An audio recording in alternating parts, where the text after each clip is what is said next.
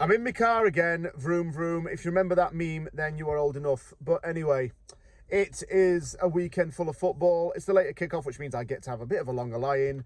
And it is West Ham hosting Manchester City at the London Stadium. I'm in the comfy confines of my Hyundai, or Hyundai, depending on what side of the world you're in. It's preview time.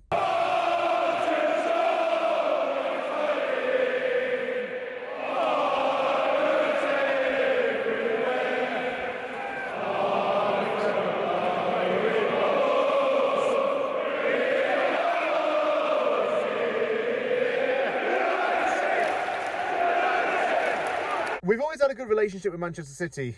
I mean, I've had a Man City fan message me before on social media and talk about the relationship between the clubs. City's always helped us out whenever we've needed them to get results in order to avoid West Ham being relegated.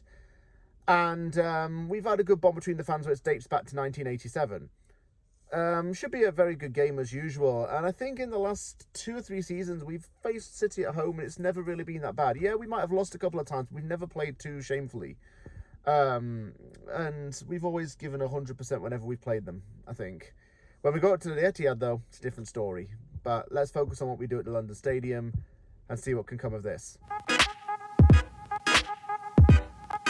City have had a bit of a up and downy kind of season, I think, as has Liverpool too.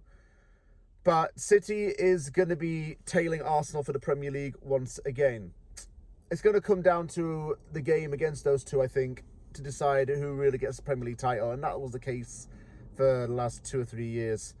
A few things have really happened. I mean, signing Semenyo from Bournemouth has really transformed them because he's hit the ground running up in the northwest of England. Donnarumma has finally come into the Premier League and played pretty well. Ederson left to go to Turkey and left a big legacy at the Etihad.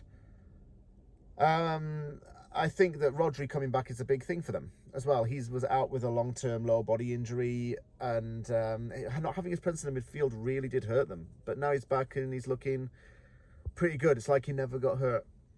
Class is permanent, as they say.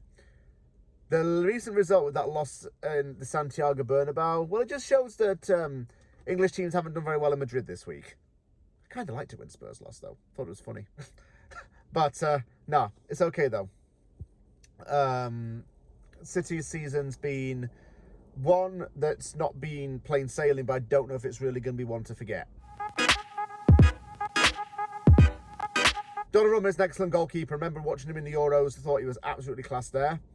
I would say John Stones definitely has been there long term now, and he still needs to go to the World Cup, in my opinion. He's such a good defender.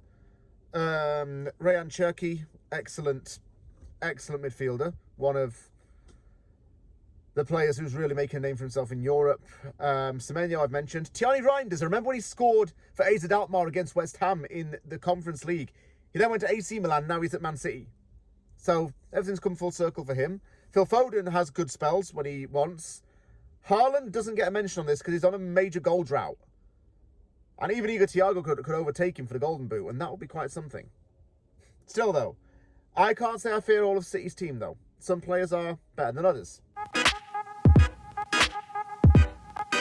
Divine Mabama didn't he? He started at the West Ham Academy, rather, and then went to Man City, and I think he's on loan at Stoke now. Maybe he's one that got away, because he hasn't done too badly for Stoke. Well, West Ham fans said that we get something against City, and Spurs fans said it as well. Might I add. Spurs fans are confident that we might get something against Man City, and you know what? I don't disagree with them, not because I'm a West Ham fan. We're looking good right now, and Souček said it best. Yeah, respect to City, it's one of the best teams in the world. But we've got to get something, and we've got to try and make it difficult for them. So, let's do it. And on St. Patrick's Day, probably celebrate with a Guinness afterwards if West Ham win. 1 Guinness or 6. Depends how you feel.